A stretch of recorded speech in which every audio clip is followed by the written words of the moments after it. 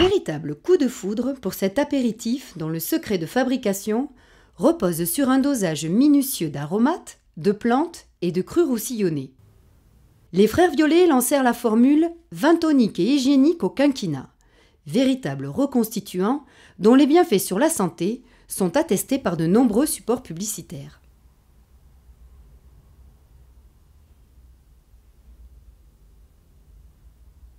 Simon et Palla de Violet, deux bergers devenus marchands ambulants, s'associent et créent le premier apéritif français, le beer. Une appellation fortuite qui trouve son origine dans les initiales de coupons d'étoffe. Un succès international, fruit du génie, du sérieux et du travail de ces deux hommes. C'est le fils de Simon, Lambert Violet, qui prendra sa succession, suivi par sa belle-fille Marie et celle de ses petits-enfants.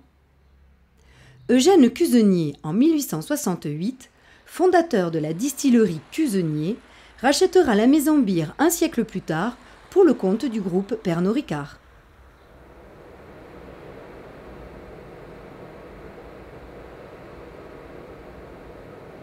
Lambert Violet accomplit le grand rêve de son père.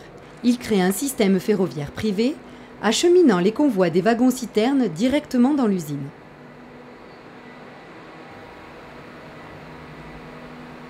La fortune est grandissante et l'usine se voit couverte d'une haute verrière réalisée par les ateliers de Gustave Eiffel. Lambert termine l'extension des chais sur une immense surface et invente une ville dans la ville dont de nombreux salariés bénéficient de soins médicaux gratuits et de retraite. Au début des années 50, les caves Beer proposent des visites guidées. Aujourd'hui, les chais sont visibles au public, témoins d'une alliance de tradition et de modernité. Les contenants comme les foudres en bois de chêne et les cuves en inox totalisent une capacité de 30 millions de litres de stockage.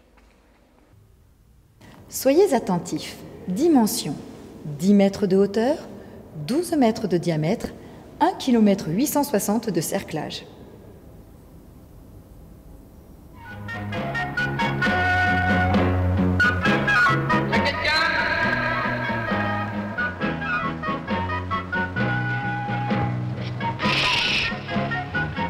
C'est la cuve en bois la plus grande du monde. 1 million de litres de bière. Vous vous rendez compte? Mais même pas une fuite pour en prendre un verre.